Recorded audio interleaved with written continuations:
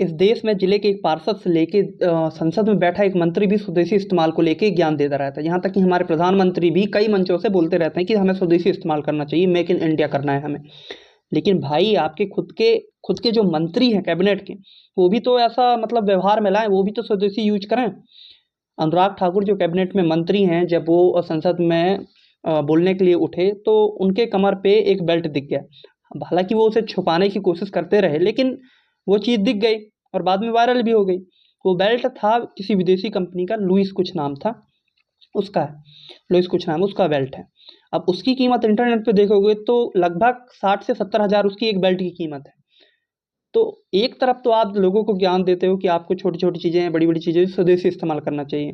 उधर उल्टा आप महँगी चीज़ों को जो विदेश से इम्पोर्ट आप करके ऑफ कोर्स करते हो सकता है आप पैसे हैं, आप अफ़ोर्ड कर सकते हो, तो आप करते हो। लेकिन फिर वही चीज़ आप गरीबों को झुंझुना मत दीजिए ना कि आपको स्वदेशी इस्तेमाल करना है, कि ये करना है, वो करना है।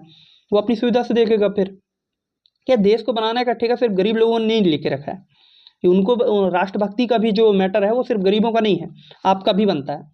ऐसा नहीं कि आप मतलब बैठे हो कहीं पे तो आप सिर्फ़ ज्ञान दे सकते हो कि आपको देशभक्ति करना, राष्ट्रभक्ति करनी है, और जब खुद की मतलब बारी आए वो सब चीज़ें करो तो आप किनारे पे कर लो। और देशभक्ति कैसा? आप हमेशा मतलब आपको पता है कि वो बेल्ट मतलब बनता किससे है? बेल्ट आप देखोगे तो बेल्ट जो बनता है वो गाय के बछड़े से बनता है। गाय के जो गाय का जो बछड़ा होता है उसकी चमड़ी से बनता है, उससे बनता है वो बेल्ट। इसमें आपकी फिर देशभक्ति कहाँ चली जाती है, राष्ट्रभक्ति कहाँ, आपका धर्म कहाँ चला जाता है, उससे आहता नहीं होती कुछ। जबकि आप तो मतलब एक मुखर रहे हो इस चीज़ें के लिए कि आपको गौवंश नहीं करना चाहिए, गौ हत्या नहीं करनी, इन सब चीज़ों के लिए।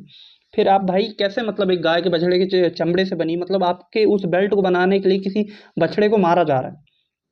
आप सोचो, आप किसी की मतलब किसी के मौत का जो वो है कहना चाहिए रीज़न है, वो आप अपने कमर पे बाँध के बैठे हो।